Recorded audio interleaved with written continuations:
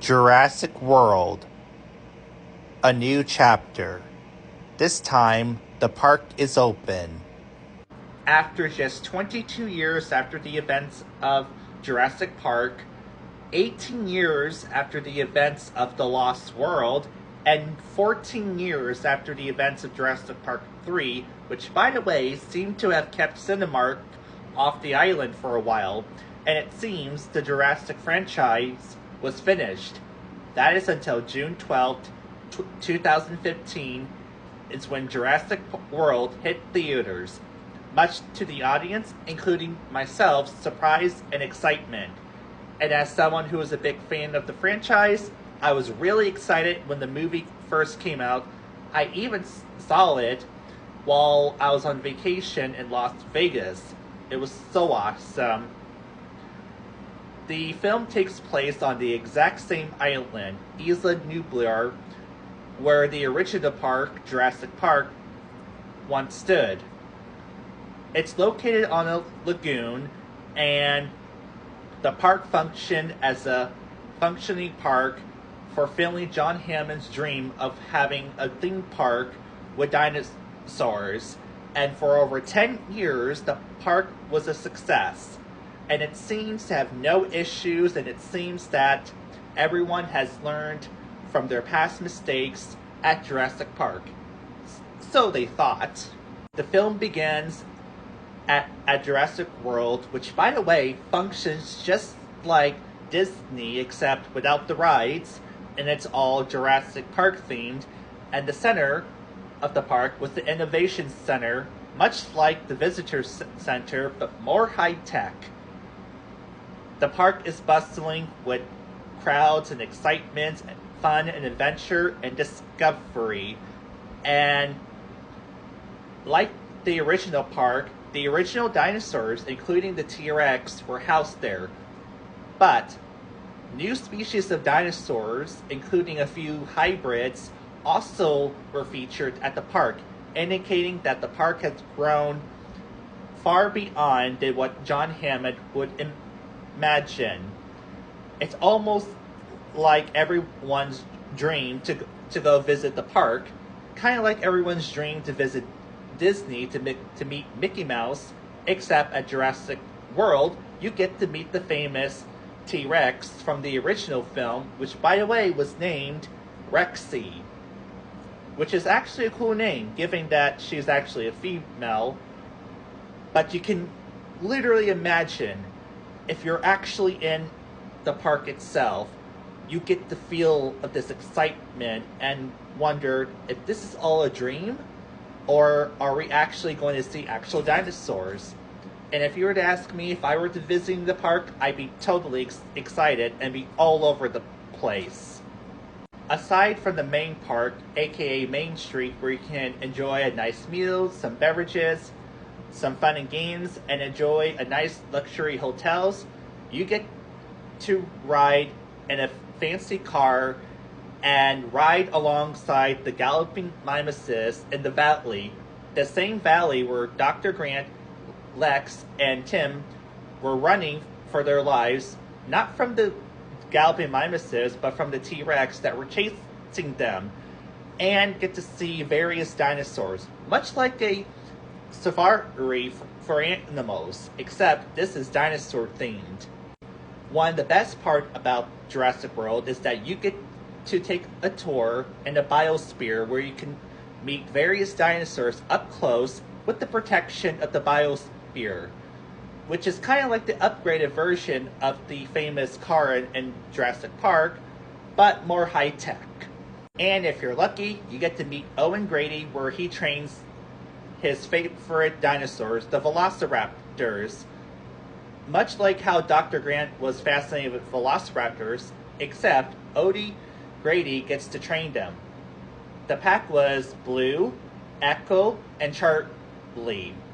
However, as much as we probably would enjoy the show, it's in a restricted area. But if you want to get a little sneaky or a private tour, you might get to meet the stars of the show. Imagine you've been going to the park since the day it opened, then suddenly you see an advertisement and occasionally announcements of a new upcoming attraction known as the Indominus Rex, a hybrid with the genome base of a T-Rex, with various of carnivores and theropods, and the rest classified, which later turns out it was also part Velociraptor.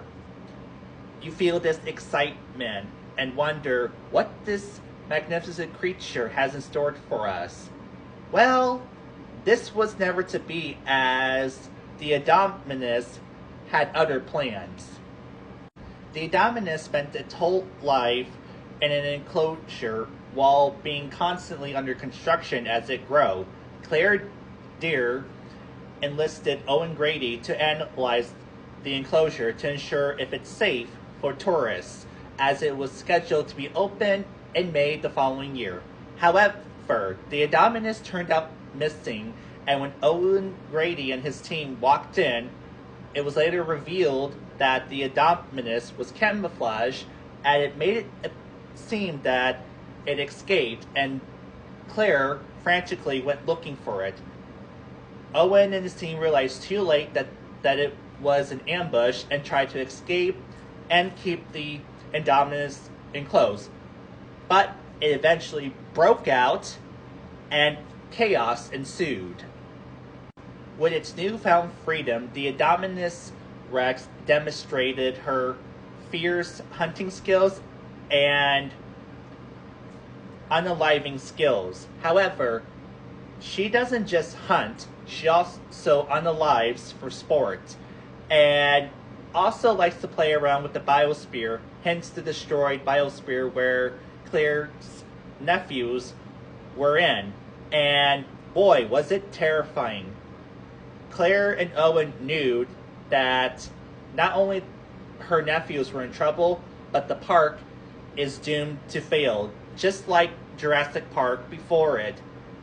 John Hammond's dream once again came to an end and failed.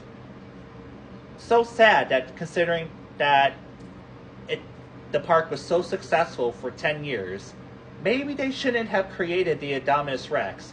Or maybe, just like Jurassic Park before it, it was doomed to fail anyways. To add more salt to the wound, the Indominus broke into the aviary where various pterodons lived and provoked them, causing chaos among the park. Eventually, the park guests were evacuated and the park remained empty, leaving Owen, his team, Claire, and Claire's nephew on the island, whom they went to search and eventually found. As Owen and Claire searched for her nephews, the Lost Boys stumbled upon the ruins of the old visitor center of the original park, reminding viewers of the story's origin, bringing back so many memories. As they stepped in, you can feel the original vibe as the voices of the past echoes through the once glamorous hallways of what would have been John Hammond's original dream, a reminder of what would have been and what shouldn't have been, until the Indominus Rex burst in, defiling the memories of Jurassic Park. Rude.